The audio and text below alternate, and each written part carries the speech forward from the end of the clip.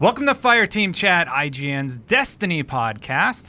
With me today is Sean Finnegan on my right. Hello. Fran Mirabella on my left. I'm back. What's up, everybody? And a special guest, Pao. Hey. Why don't you introduce yourself to everybody? Hi, I'm Paola Alejandra. I host Gamer Girls Gone Wild podcast with Ivy Doom Kitty. And I don't know, I'm kind of like a weird alpha media gaming personality, but I cosplay sometimes. And I happen to do a very crazy, ambitious cosplay over San Diego Comic-Con. Almost killed me. It was awesome. But I'm alive. You did a warlock, and we're going to talk about that a little bit more later in the show. But first up, we want to dive right into all the big changes that happened. There was some massive weapon changes that are going to be happening in Destiny very soon. Yeah, Fran, a lot. what are you most upset about? Upset? Why do we have to always start with upset? What are you because most happy truthfully, about? some of this stuff is a little upsetting, right? Yeah. We got to admit Let's that. dive right in. They're changing and reducing the damage to the Wolfpack rounds on Gjallarhorn. That's the big topic. And honestly, for me, I'm starting to get like feedback of like, oh, this is the last straw kind of thing. Mm-hmm. It's so hard to get, but let's wait until we use it for starters. And secondly, I'm interested to see that balanced out because I end up stacking my weapon set that I have to use Gjallarhorn, and I actually am kind of tired of having to use it. Mm-hmm. I love having it. Must be rough. So I think there's two sides. Yeah, if you don't have it, you're like, oh, don't change it. I want that you power. have it. But anyway, so to that, I'm in support of some balancing. I would love actually for another weapon to come out on. Like, man, like Truth, I've always loved the look of it. So anyway, I'm in support of there being balances and changes, but we got to try it out before we know. But anyway, that was my first reaction. What about you, Sean? About Gjallarhorn specifically? Gjallarhorn specifically, I think, is something that needed to be addressed. Like, in the beginning paragraph of the update, they say, like, it was always meant to be powerful, but it wasn't meant to be so powerful that there were teams out there who would only let you onto their fire team if you had Gjallarhorn. And furthermore, creating or entire strategies around having three or six people who have maxed Gjallarhorns. That was not how it was intended to be. So I did think there needed to be a change. Being one of the players who doesn't have it yet, I'm kind of a little bit bummed that I may not be able to experience the full power of Gjallarhorn before it gets nerfed. Yeah, but I think they were right to do that. It'll probably still be the most two powerful. In favor of. Let's try it out. Let's be real. It'll probably still be the most powerful PvE rocket launcher all around. So. Like they're nerfing the damage on how of the Wolfpack rounds. The initial damage and velocity, all of that is staying the same. So it's probably still going to be good because right now it's like light years ahead of any other rocket launcher. Now it won't just be as many light years ahead. Exactly. What about you, pal? How do you feel? Well, that was just a lot of information to take in. Obviously, it's something that the community's been wanting for quite some time, and I just think it's a lot to process right now. And just the fact that, Taken King hasn't even come out yet, it's just a lot to take in. Yeah. I had to read through it a few times to be like, wait, what are they doing? Obviously there's a lot of controversy with the Thorn and the Gjallarhorn, but there's, maybe this will give an opportunity for other weapons to be highlighted in the future. Yep. So my big issue with Gjallarhorn and most of the weapons that we're going to talk about today being nerfed is now nothing is special. Black Hammer used to be special, and now it's not really special anymore. Gjallarhorn used to be special because it was that coveted weapon that you really wanted to have because it was great and it helped you melt through enemies, and that's a cool feeling of power that the game gave you, right? And they've taken that away, and they seem to have this philosophy of, oh, things are too good, let's make it worse, but then something else takes its place. You really feel that way. So you wouldn't use the term overpowered instead of special? Because that's what it sounds like you're saying. They are called exotic weapons. That's right, and that's the only exotic that is special, to use your own words. So I'm gonna fight you on that one. They all should be special, though. All that's the right. That's what I have want. A special thing. That's true. So there's a problem here. To fix that, they've just made nothing special. So now none of the weapons are special. Instead, they should have made improvements on all of the weapons that weren't special. Yeah. Why are you calling it an exotic if Necrochasm doesn't do anything? And they did make improvements to Necrochasm, but it's still not going to be a weapon anybody uses. So I agree. That is where I would have loved to hear them come out. Again, I love Truth. Why not take another rocket launcher and boost it as something special? But I disagree. Dragon's Breath. Or Dragon's Breath, yeah. I have 3 of those, and I would love to use them because the model is so cool, the idea behind the rocket launcher is awesome. But let's be real, that thing's a POS. Yeah. I would love to see that. Why make everything worse? I get where you're coming at. They or coming downgraded from. it. They said they made it worse. Objectively It's certainly worse. Well, it's certainly Wolf a nerf. backgrounds are not. It as is powerful. less powerful. Yeah. Yeah, which is a negative thing. I do think though that like Fran does have a point. Like it's not necessary. Like one, we don't know how much of a nerf it's going to be until we get our hands on it. So it's Right. it's difficult to kind of come out and say like cut and dry, this is the way it's going to be, and it's kind of a bad idea. But there weren't a lot of people out there complaining about how powerful it was.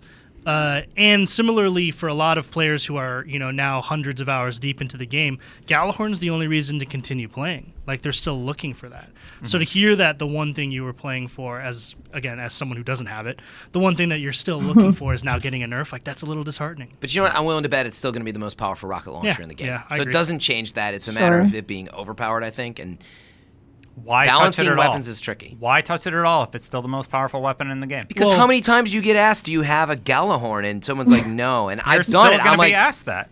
I've That told doesn't change people that fact. I'm not It playing. may, though, Yeah, help but it address could it. lighten it up where it's like, oh, well, it's not as big of a deal. Like Yeah. it'll be better. I don't know. What do you think, pal? I don't know. It's so much like to talk about. Like I said, I think the Gjallarhorn. I don't even have a Gjallarhorn, so it's Oh, well, like that's why. Well, Yeah. Exactly, and so I still have like a few weeks or a few months to figure out if this is actually like hate to interrupt, but we can only have people on the podcast that have Gjallarhorn. So if you could, Well, that means I I've been waiting. It hasn't happened yet. I'm like one of those unlucky few. yeah. Well, let's talk Maybe I about, should just make one. Gosh, you're yeah, so just make uncool. one.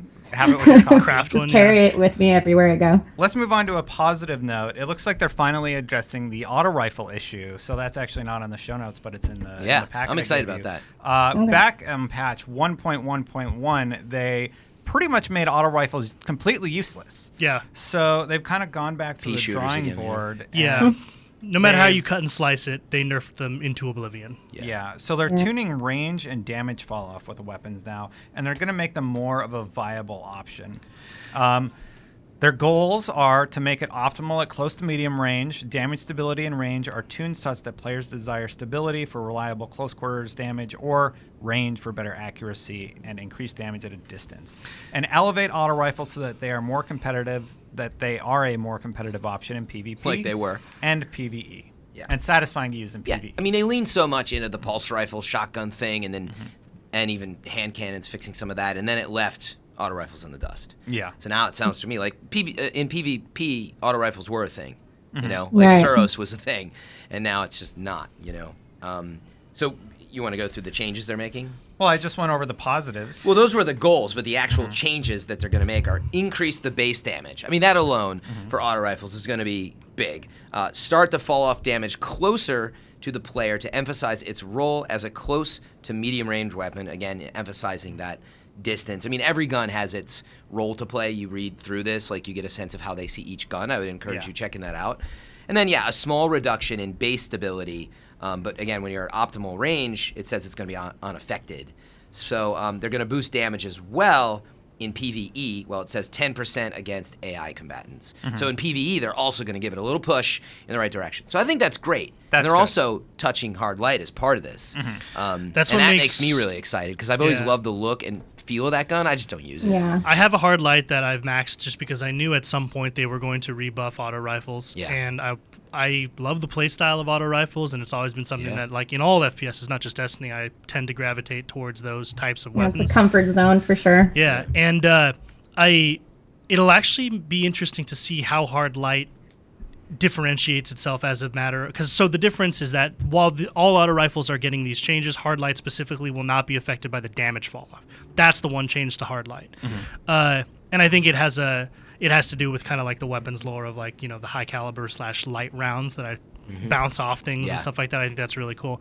But it may differentiate itself from the other exotic auto rifles and just legendary auto rifles that have been so prevalently used prior to this. Do you guys think you're going to start using auto rifles? I mean, again, like it's impossible to say with any certainty until we get our hands on them and see how much these changes are. Impact the game. Yeah, but Yeah. I think that this is a big step in the right direction, right? Yeah, Pow, Literally, no one uses those guns anymore. Yeah, No. Pow, Yeah. Pow, do you play a lot of PvP or more PvE? And what is your thought on auto I mean, rifles. I do a little bit of both. It depends what kind of mood on it I'm in, and I definitely think that this is kind of it's setting it up for other people to use different kinds of weapons. As nobody used to use like the Thorn before, and then all of a sudden now it's like that gun that everyone, it's either you hate it or you love it. But We actually have stats for that. 26% of PvP players use Thorn. Well, that Right. was in the Iron Banner.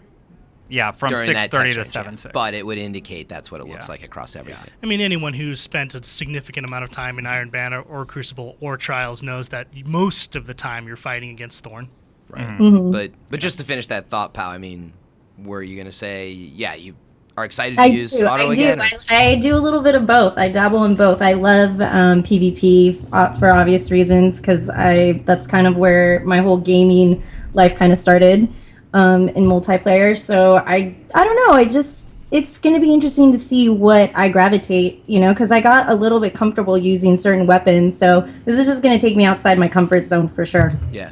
I That's think what good. that's what I don't like. Yeah. I've said it many times. I've dreaded the day that they nerf the last word. I run that gun exclusively in PvP. Well, and that's a good segue into the last word, Yeah. which is being nerfed. Stability is going from 30 to 20, and range is going from 20 to 10. So, Sean, basically your gun's kind of useless. yeah. Well, so they. I mean, Destin, you're so mean. These nerfs are bad. the big problem with the last word, and this is something that blew my mind when I read it, was that when you compare the nerfs, so all hand cannons are getting nerfed a little bit, right?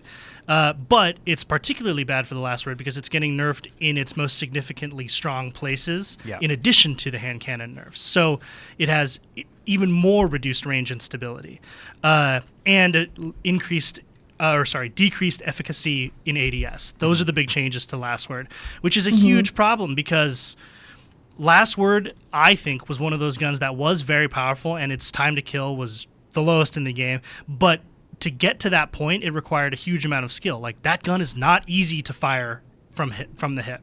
Like, it's not easy. And it requires the player to have a situational awareness to where you know what the distances are, and you know which gun or which battles you can fight and which ones you can't. Like, there's a lot of times I'll turn the corner and I'm like, that guy's too far, I can't fight him effectively, and I'll have to flank him instead. Well, yeah, I mean, they're increasing the accuracy and precision damage for aim assist from the For hip. half fire, from the hip.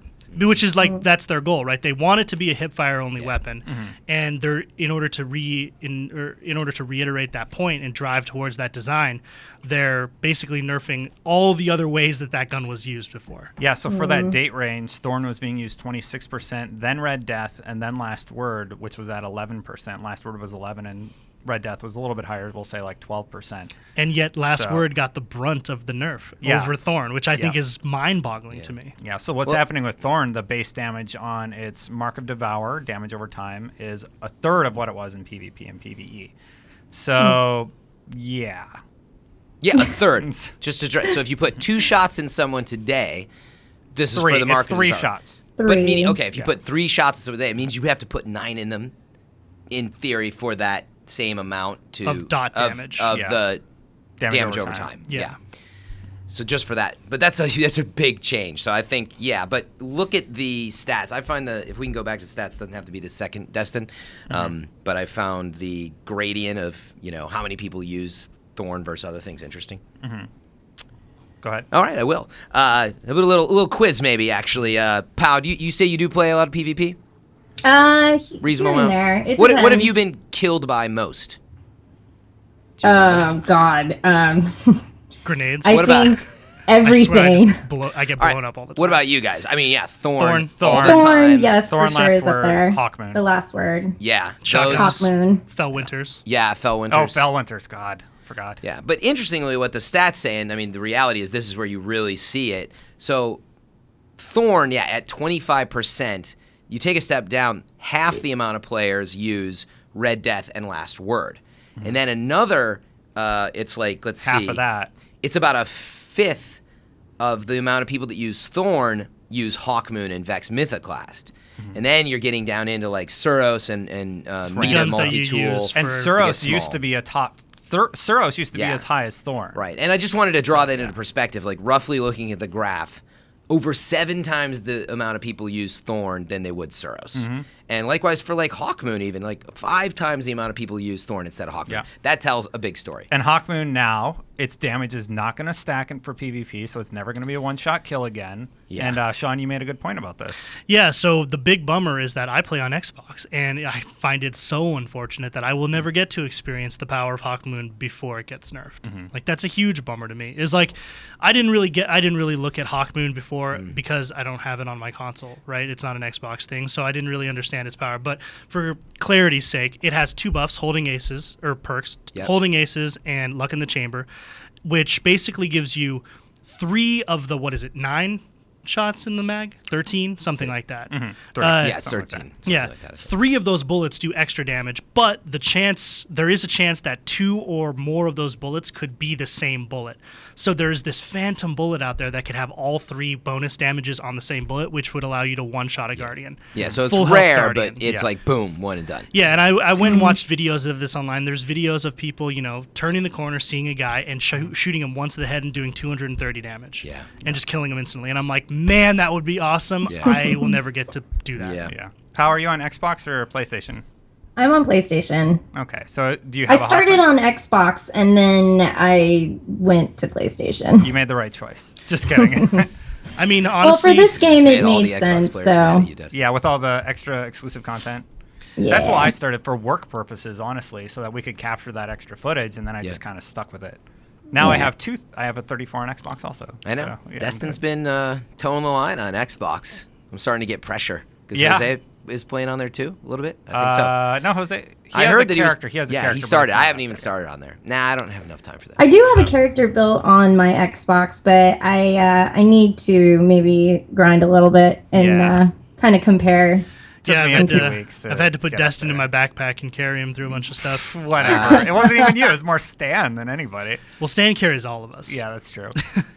We have a few more things to get to. We want to make sure there's time for the cosplay talk. But Gosh. let's talk about... Can we talk about the icebreaker for a second? Yeah, that's Yeah. actually the next one on the list. The big problem. Well, wait. What did you have to say about it? Well, I mean, I feel like it's one of my sniper weapons that I use the most, and I feel like it's going to be completely useless now. Yeah, Sean, you were saying it's like a 30-something Yeah, there is drop. There is a Reddit thread out there that's calculating how much of a damage decrease percentage-wise that nerf is. So again, to be clear, the change that's happening to Icebreaker is that instead of regenerating 1 new bullet in the mag every 5 seconds, they're increasing it to every 8 seconds. 8 seconds. And That's a long time. based on an empty Yeah, mag, right. that means that it's 37.5% overall damage decrease, DPS decrease, damage per second decrease, that's a huge amount. That's almost 40%. That's almost like, if you want to keep rounding up, that's having the damage Wait, that you why get does from the that damage perk. change? It's just Because you need have more less bullets. bullets. Less bullets, less Yeah. shots, Right. less damage over time, or less damage. Yeah, but per you still have second. to land each bullet. I mean, that again. it doesn't change the If you can strength fi- of the bullet. If Like- you can fire 6 bullets versus 10, which you could usually do, Exactly. firing at a consistent rate with at the same Icebreaker. in the same I gotta damage tell time. you, if you're hitting in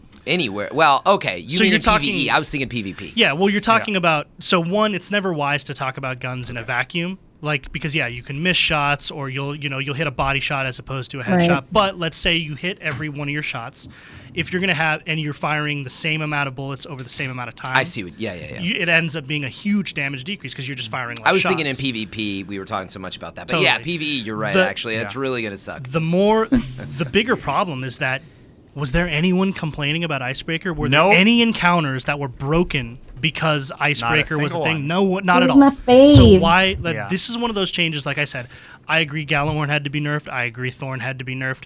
This is one that came totally out of left field. Like, Icebreaker didn't change the way people played PvE encounters. It was still a weapon that you felt powerful enough, but not overpowered, because if you die, you lost all that ammo anyway. So it seemed perfectly balanced, and here they come basically destroying the gun. Well, how do you feel about Black Hammer then? Oh, Like, that that's- one's even worse. That one's that one's different. even worse. Different sniper rifle, also got a nerf. So the white nail perk would mean if you landed 3 precision shots, you would immediately have 3 more shots to keep going. So if you were really good and you keep hitting precision shots, Infinite, you you know. could Infinite ammo. infinitely, have ammo. So- now it pulls from your clip. Which is basically just using synths or Yeah. running around and picking up ammo off the ground. That's what Yeah. it's changed. That's why that perk is that changes the fundamental desire of what the gun is. Like, the reason the gun was so good was because it had a really great perk that rewarded a skill. Now there's no incentive to land the skill shots anymore. So why do I even want that gun? Yeah. Hey, you got 2 months to enjoy all this stuff, by the way, right? Yeah. So this is with the Taken King release. Yeah, right? that's what they're 2.0. saying. Yeah. So and that's to even say what those weapons are going to be like. Yeah, Who knows? that's a great point. We don't know the new weapons that are coming down the pike. With the new rolling system also, it's just like, is anything even really special anymore? They've just kind of normal. My whole issue is like, a lot of the weapons we're talking about today, they were cool. Like, they were cool to have. It was almost a bragging right thing. And Bungie has it in their head that they're like, no, nothing can be better than anything else. Everything has to be equally crappy for some reason.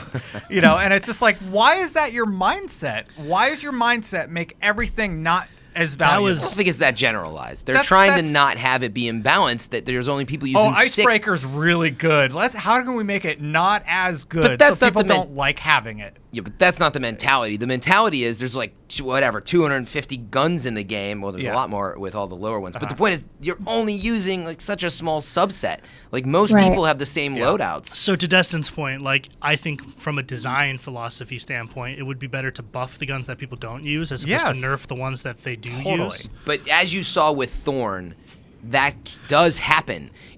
Some of these changes, all of a sudden, you're like, holy crap, are you using Atheon's epilogue in PvP or whatever? I don't know that that'll be the case, but I doubt you know what I mean? No one does that. I really want it. I love that. I had to try one time to do the Thorn bounty because that was Such the a only cool void gun. weapon I had. Oh, it's so hard. Actually, So I bad. used to use it in PvP. It was solid. It was no Suros, but it wasn't exotic. We have to move on from weapons, but I want to read what Sage and Deej had to say. We spent like 24 minutes on it. Anyway, Sage said, I'm going back to putting the finishing touches on the new subclasses and trying to figure out how I can make Blink less frustrating to fight against. So thank Blink you, is Sage, the for that. worst There to you fight go. against. Yeah. One thing. and gets then, you. And then Deej also said, in the next weekly update, we're serving up a preview of the new weapon foundries that you'll loot in the Taken King. We're looking down the barrel of the largest arsenal of weapons and armor that Destiny has ever seen, and that includes the original launch of the game. Which is awesome. So to Pal's point, yes, we're going to have a huge new cache of weapons coming. Backing up just a tad real quick before we move on from weapons, we focused a lot on the negative. I wanted to point out that they did make a really cool change to Lord of Wolves, which is the exotic shotgun you get from doing the Elder Cipher bounty. What you do is if you get a killing blow with that weapon, it gives you and your whole team within a radius recovery +3 or whatever. Yes. They've now tripled that. Oh, So that's awesome. Yeah, to really That's make it cool. worth using. Yeah, because here's the thing is I use that gun all the time, and you definitely notice the recovery bonus and the fact that they're now making it like three times that. That's awesome. In the That's Skull-Oss fight, that's going to be awesome. Totally. I think, So that was just one thing that I was like, hey, that's really cool. You guys have any final thoughts, Fran and Pal? Pal? I mean, I think, everyone's just going to be on a rush to use their weapons and make as many montage videos as possible. Oh, yeah, before everything gets... Yeah, Yes. good point. My overall thoughts are that, again, we can't definitively say any of this stuff is good or bad until we get our hands on it, but there's a lot of stuff that comes out of totally out of left field, and a lot of stuff that seems warranted. So it's a lot to talk about, a lot to wrap our heads around. Yeah, and just to finish it right, one small change has domino effects, right? And that's why they're careful. They are changing so much that, it's really hard to say how this is going to change the game. It will change the game. Although it is worth saying that the last time they tried to nerf something, it ended up destroying an entire weapon type. Yeah, but then we all love shotguns all of a sudden. So look, there's going to be a lot of interesting changes. All right. Time to move on. Pal, so Yes. you do cosplay, and you were recently on MTV.com and kind of on Kotaku and all over the place, and now you're on IGN, and we want you to just I tell know, us a I'm little bit on about one of your my favorite podcasts. This is kind thanks. of crazy. Yeah, we already knew Pal, to be fair. Yeah, to be We've fair. been talking about it for a while. Yeah. We have been talking about we it. knew I her mean, before she was cool. Well, yeah, I occasionally cosplay, and obviously I'm a big fan of Destiny, and I wanted to do something a little bit more ambitious because the last cosplay I did was the Ultimate Warrior. And even though that was fun to do, I'd never dabbled in armor or anything like that, and I wanted to actually portray my character. And so I got on the drawing board, and I didn't have a lot of time because E3 was like here, and then at the time that was actually when it all started. I was like, I'm going to commit to this. And then I had AX, which was like a few weeks right after. And then, I think I had another thing. But yeah, and then it was San Diego Comic-Con, so I was going to do it at San Diego, but I was running out of time. I literally did not sleep for 48 hours at one point working on this cosplay. That almost killed me. Yeah, you went to Anime Expo too or something, right? Yeah, I did. After anime, I was a guest there, so I would, be at my booth and literally not stay for any of the fun stuff after hours. I would literally run home and just work on this cosplay. And then, so in 2 weeks, we were able to do this. My friend Space Invader K, who's I call her a costume wizard. She's incredible. She did the hunter, and I did the warlock. So it was very ambitious, but we did it, and I'm just happy the fans liked it and Bungie liked it. They were all happy. Definitely. But it was crazy. I literally don't know how it all came together. There was a lot of things before my photo shoot that happened that I literally thought it wasn't going to happen. What? Like what? Well, in cosplay, sometimes things happen and you just kind of either have to roll with it, or sometimes, you have to back out of things. I almost backed out of my MTV shoot because I had done a face paint tutorial. Well, not tutorial, but I did a test, and that morning my makeup would not stick. It was just not, I was not going to become an alien. I was just like, I might have to go as a human. But somehow I just figured, and also my helmet, which is a great helmet made by Huku Props. They did an amazing job. I had the Light of Nemesis helmet, which is one of my favorite helmets. And it just, I don't know, things were just falling apart. The helmet pieces were starting to come off. My makeup wasn't sticking, and I was wearing all white. So two things were going to happen. Either I was going to start crying out of stress and my whole outfit was going to turn blue, which I had, I was in all white. So I sucked it up and got my makeup on as best as possible, made it to the MTV shoot, did a shoot there. People went crazy down at San Diego Comic-Con. There's a huge community of Destiny fans that were just there. And as soon as we got out of the Uber, people were just losing their minds, and we were just trying to get to the one spot with our photographer Colin Gray, who is a brilliant photographer. He's the one who did all the shots for MTV, and we got it. We got there, awesome. And it was fun, and the photos came out amazing. I don't know. It was a labor of love, but I can honestly say it was one of the hardest things I've ever done in my whole life. And that speaks to in something terms of cosplay. And that speaks to something I actually wanted to bring up, is there is a little bit of a perception that's changing, which is good, that cosplay is just dressing up, when really it's something that takes a huge amount of craft and time. When you're doing research for costumes that you want to design, what kind of details are you looking for? What kind of things make the costume for you as a cosplayer? What is something in a costume that speaks to you as being super polished and really nice? Well, I mean, yes, you want to, at first when I had told my fans that I was going to do a Destiny cosplay, I got a lot of weird things just put all exotics on and just be this crazy alpha, guardian. And I was just like, no, I'm going to do the authentic, my actual guardian.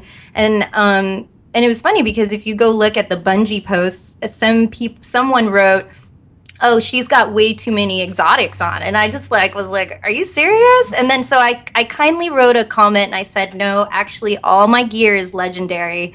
The only thing that's exotic is my helm. And everyone in there, I could feel the crickets in that post, because some people liked it.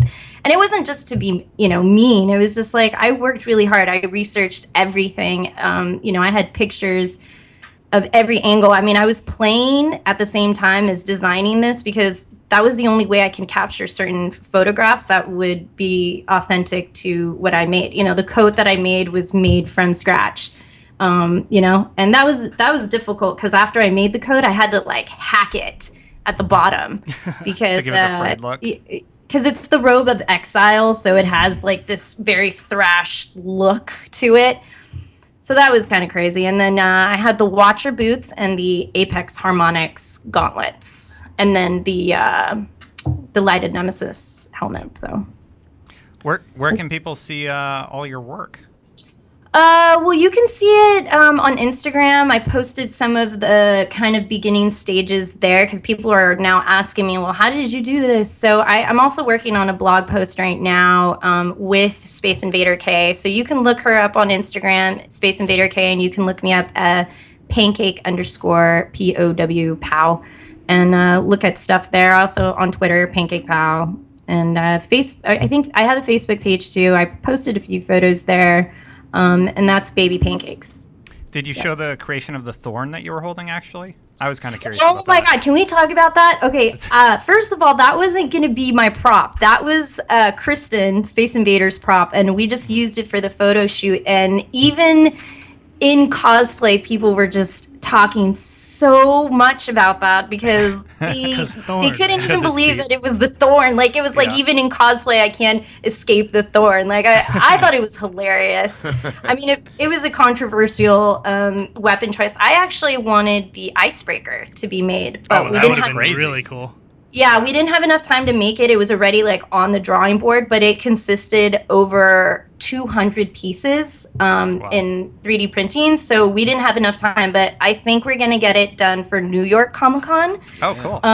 So look out for it there. And so it's just like, it was a huge thing, and people were they're just so hung up on the thorn that no one was like, hey, look at her construction on her amazing chest piece. Like, nobody cared about that, you know? It was all about really that thorn. They have those bad memories from losing in PvP to thorn. Yes, I think people are like traumatized by it. Obviously, yeah. And then in cosplay, it became like still such an issue. Yeah. I did see a funny comment that someone did write, and someone says someone should just cosplay as the thorn. Just a big gun. Yeah. What, you go around and poison people? That's messed up. That'd be pretty good. You needle him, Mark of Devourer. Yeah. What did you got? They slowly die. You might make it. Oh, man. Yeah.